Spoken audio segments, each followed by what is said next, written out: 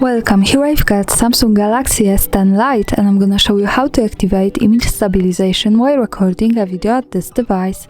So at first we have to tap on a camera button to open it, and for now we are in the standard photo mode.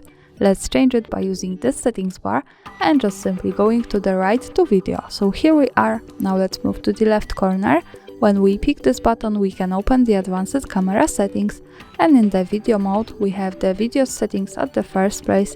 Now at the second position we can see the video stabilization option, so by using the button from the right we can easily turn it off and turn it on, like that, as we need. And now let's move back to the video preview.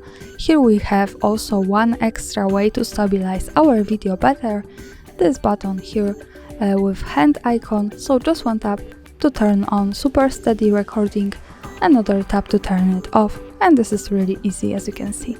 And that's all, thanks for watching, subscribe our channel and leave the thumbs up.